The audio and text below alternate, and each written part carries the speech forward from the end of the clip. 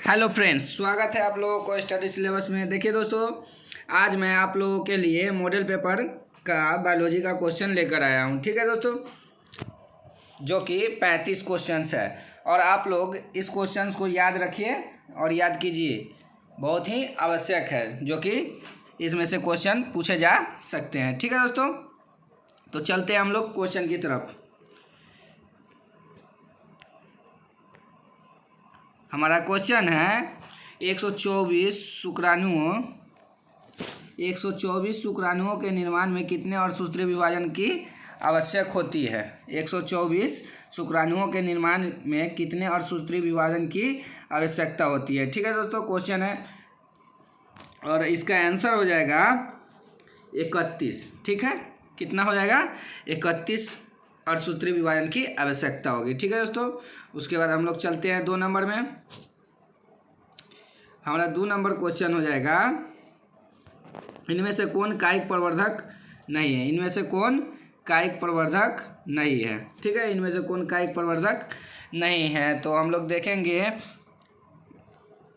कि चल जीवाणु जो है कायिक प्रवर्धक नहीं है। ठीक है, उसके बाद हमारा नेक्स्ट क्वेश्चन हो गया कि इनमें से कौन सी तकनीक पात्रे निषेचन के अंतर्गत नहीं आता है। इनमें से कौन सी तकनीक पात्रे निषेचन के अंतर्गत नहीं आता है। ठीक है दोस्तों, तो हमारा आंसर हो जाएगा कि अंतःगर्भाशयी युक्ति। अंतःगर्भाशयी युक्ति। उसके बाद हमारा 4 नंबर क्वेश्चन है कि निम्नलिखित में से कौन अनुलेखीय सक्रिय क्रोमेटिन है। निम्नलिखित में से कौन अनुलेखनीय सक्रिय क्रोमेटिन है। ठीक है दोस्तों, तो कौन सा है? तो यूक्रोमेटिन। ठीक है, यूक्रोमेटिन। ठीक है दोस्तों, उसके बाद हमारा नेक्स्ट क्वेश्चन हो जाएगा, किसी भी जनसंख्या में उपस्थित समस्त जीन एवं उनके अलील कहलाते हैं। किसी जनसंख्या में उपस्थित समस्त जीव एवं उनके अलील क्या कहलाते हैं? तो जीन कोष। क्या कहलाते हैं दोस्तों? तो जीन कोष कहलाते हैं। उसके बाद क्वेश्चन है हमारा नेक्स्ट, दात्र कोशिकाओं सुरक्तता में लाल रक्त कण के आकार का उभयोतल डिस्क में हंसिया आकार में परिवर्तित होने का मुख्य कारण है। परिवर्तित होने का मुख्य कारण है तो बीटा ग्लोबिन जीन के 6वें फुट पर गैग का GAG का GUG द्वारा प्रतिस्थापन। ठीक है, उसके बाद हमारा नेक्स्ट क्वेश्चन है, एक मोनोसिस्ट्रोनिक संरचनात्मक जीन में कूट लेखन अनुक्रम कहलाते हैं।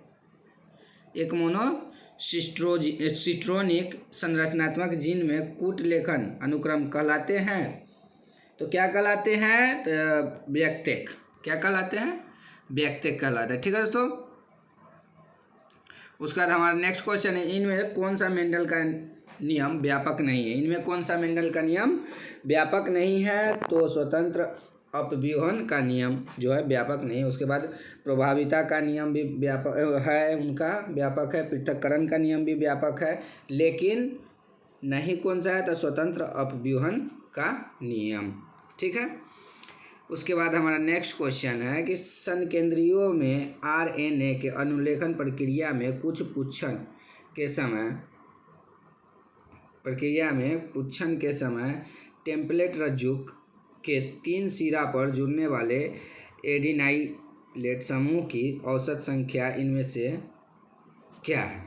ठीक है, तो औसत संख्या इनमें से क्या है? तो 200 से 300 है। क्या है? 200 से 300। इसलिए हमारा सटीक आंसर क्या हो जाएगा? C हो जाएगा। देखिए दोस्तों, वीडियो को लाइक करते चलिए। उसके बाद हमारा नेक्स्ट क्वेश्चन हो जाएगा,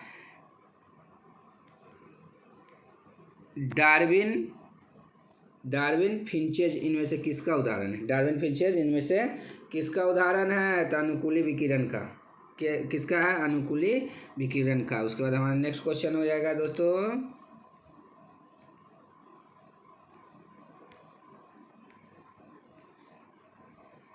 हमारा नेक्स्ट क्वेश्चन है, इनमें से कौन इनमें से कौन अवशेषी अंग का उदाहरण नहीं है? इनमें से कौन अवशेषी अंग का उदाहरण नहीं है? तो कौन सा नहीं है इनमें से? देखिए, अनुत्तरिक तो हो नहीं सकता है, निषेचक निवेशक पटल हो नहीं सकता, आँख की अपर्याप्तता अपर्यायता भी नहीं होगा, इसलिए वर्मीफॉर्म अपेंडिक्स हो जाएगा।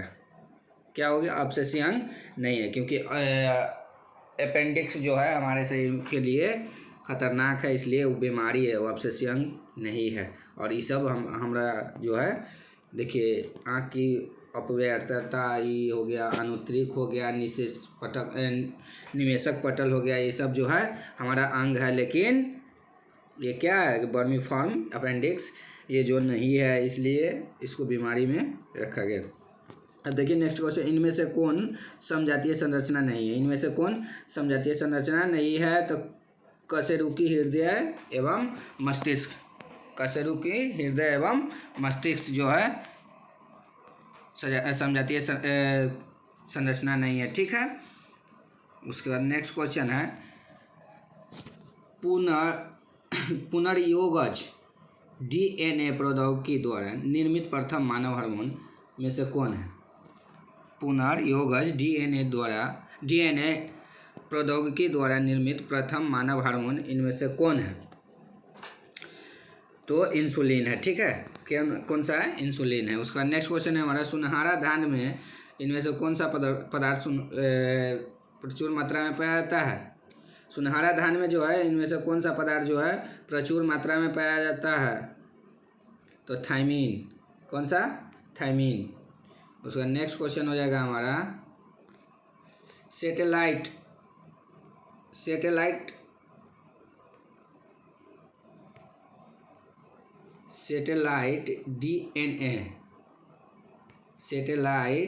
डीएनए निम्नलिखित में किसका एक उपयोगी साधन है? किसका एक उपयोगी साधन है? तो जीन प्रौद्योगिकी का। किसका है? जीन प्रौद्योगिकी का। उसके बाद हमारा नेक्स्ट क्वेश्चन हो जाएगा 16 नंबर, कि सरकार संगठन जो आनुवंशिकता रूपांतरित यानी कि जीएम शोध की मान्यता से संबंधित निर्णय तथा जन सेवा हेतु जीएम जीवों के आरंभ करने की सुरक्षा के लिए उत्तरदायी है? तो आनुवंशिकी अभियांत्रिकी संतुष्टि समिति द्वारा। ठीक है, उत्तरदायी है। उसके बाद हमारा नेक्स्ट क्वेश्चन हो जाएगा, यदि कोई प्रोटीन कूट लेखन जीन किसी विषम जात परपोषी में अभिव्यक्त होता है तो उसे क्या कहते हैं? तो विषम जात प्रोटीन। विषम जात परपोषी में कहेगा तो विषम जात प्रोटीन हो जाएगा आंसर। ठीक है, इनमें से कौन डीएनए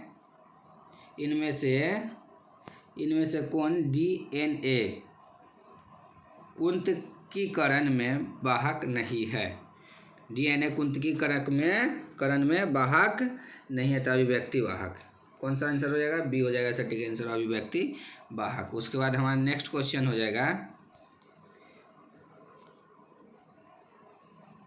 अनुबद्ध पुनरावर्तक की विभिन्न संख्या का आकार होता है? अनुबद्ध पुनरावर्तक की विभिन्न संख्या का आकार होता है, तो क्या होता है? तो 200 से 150, 200 से 150। ठीक है, 20 से 150 के बीच तक। ठीक है, उसके बाद नेक्स्ट क्वेश्चन है, जीन गण इनमें से किसके लिए उपयुक्त है? जीनगण इनमें से किसके लिए उपयुक्त है? जीनगण किसके लिए उपयुक्त है? तो संवाहकों के साथ जुड़कर पुनर्योगज डीएनए का निर्माण करने में। ठीक है, उसके बाद हमारा नेक्स्ट क्वेश्चन हो जाएगा कि जैव संश्लेषित उत्पादकों में परिष्कृत तैयार होकर विपणन के लिए भेजे जाने से पूर्व अनुप्रवाह संसाधन के अंतर्गत आता है? तो हमारा आंसर हो जाएगा सी, ए एवं बी दोनों, पृथक्करण एवं शोधन। पृथक्करण एवं शोधन। उसके बाद हमारा क्वेश्चन है कि संक्रमित पेयजल से फैलने वाला रोग निम्नलिखित में से कौन सा है। तो आप लोगों को पता होगा कि मलेरिया जो होगा उतना होगा, काला ज्वर नहीं होगा, फलेरिया नहीं होगा, लेकिन टाइफाइड जो है गंदा जल से ही होने वाला प्रमुख बीमारी है। कौन सा है? टाइफाइड। और ये सब नहीं होगा क्योंकि ये जो है 2 जीवों के मेल से होता है बीमारी, मलेरिया, काला ज्वर, फाइलेरिया, ठीक है। लेकिन टाइफाइड जो है गंदी जल से होती है। उसके बाद हमारा नेक्स्ट क्वेश्चन हो जाएगा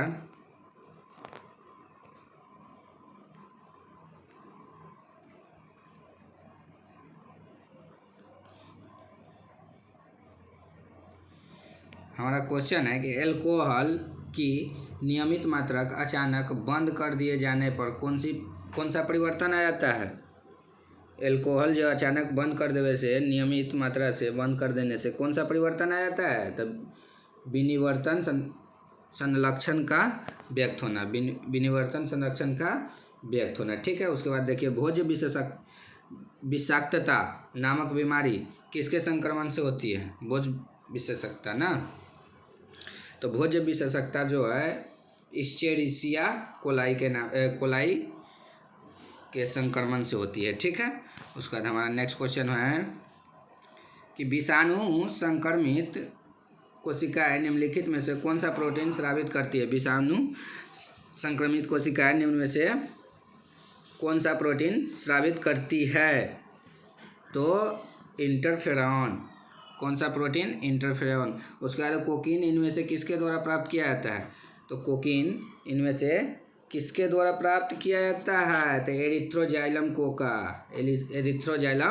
कोका के द्वारा प्राप्त किया जाता है, ठीक है दोस्तों। इनमें से कौन सा मछली मेजर कार्प नहीं है। इनमें से कौन सा मछली मेजर कार्प नहीं है। तो हमारा आंसर है कि नैनी मछली जो है मेजर कार्प नहीं है। उसके बाद कतला, मांगूर, रोहू ये सब जो है मेजर कार्प है, इसलिए हमारा आंसर नैनी हो जाएगा, ठीक है। हमारा नेक्स्ट क्वेश्चन है कि निम्नलिखित में से निम्नांकित में से कौन सा फफूंदी साइक्लोस्पोरिन ए बनाता है जो अंग प्रत्यारोपित मरीजों की प्रतिरक्षा निषेधन कारक के रूप में प्रयुक्त होता है, ठीक है। तो कौन सा है। तो ट्राइकोडर्मा पॉलीएस्पर्मा। उसके बाद हमारा नेक्स्ट क्वेश्चन है कि वैसे बैक्टीरिया का समूह जो सेलुलोज पदार्थों का अवायवीय वृद्धि करते हैं तथा अवायवीय आंजक संपाचित्र तथा पशुओं के प्रथम आमाशय में पाए जाते हैं, क्या कहलाते हैं, ठीक है। क्या कहलाते हैं। तो मिथेनोजेन। क्या कहलाते हैं। मिथेनोजेन। चलिए हम लोग अगला क्वेश्चन देखते हैं।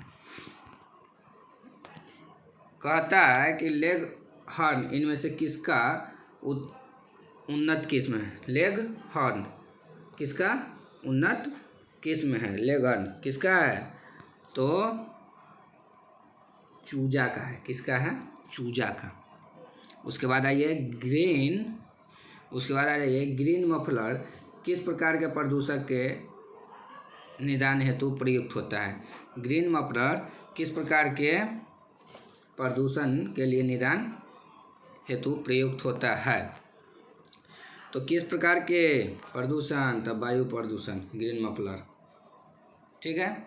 भारत की वैश्विक जातीय विविधता प्रतिशत है। तो हमारा 32 का सटीक आंसर है लगभग 8.1%, ठीक है दोस्तों।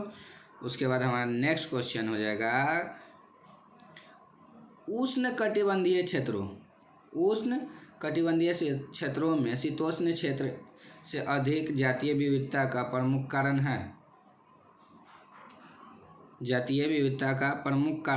है। तो देखिए जातीय विवाद में कौन सा कारण आता है। उष्णकटिबंधीय क्षेत्र में शीतोष्ण क्षेत्र की बार बार हिमदान नहीं होता है। चलिए ये तो सही है। उसके बाद इस उष्णकटिबंधीय पर्यावरण निकेत विशिष्टीकरण को प्रोत्साहित करता है, ये भी सही है। उष्णकटिबंधीय क्षेत्र में अधिक सौर ऊर्जा उपलब्ध होने का उत्पादन अधिक होता है, ये भी सही है। यानी कि हमारा ऑप्शन क्या हो जाएगा, डी हो जाएगा, इनमें से सभी। ठीक है दोस्तों, उसके बाद अगला क्वेश्चन देखिए, इनमें से किस अंतर्राष्ट्रीय संधि पर हस्ताक्षर ओजोन अपक्षयकारी पदार्थों के उत्सर्जन पर नियंत्रण के लिए किया गया है। ठीक है, तो हमारा आंसर होएगा कि मॉन्ट्रियल। कौन सा आंसर होएगा, मॉन्ट्रियल हो जाएगा। उसके बाद हमारा आखिरी क्वेश्चन है, इनमें से कौन भारत वर्ष में जैव विविधता का हॉट स्पॉट है। इनमें से कौन सा भारत वर्ष में जैव विविधता का हॉट स्पॉट है। ये वेरी इंपॉर्टेंट है, TTI यानी कि ताबड़तोड़ इम्पोर्टेंट। देखिए 35 नंबर क्वेश्चन है, क्या है कि इनमें से कौन सा भारतवर्ष जैव विविधता का हॉट स्पॉट है। तो हमारा हो जाएगा सही आंसर पश्चिमी घाट। क्या हो जाएगा, पश्चिमी घाट। ठीक है दोस्तों, तो आप लोगों को अगर वीडियो पसंद आया हो तो लाइक करें, शेयर करें, सब्सक्राइब करें, और हाँ अपने दोस्तों को भी शेयर कीजिएगा ताकि जो है उन लोग को भी इस वीडियो से फ़ायदा हो सके। ठीक है।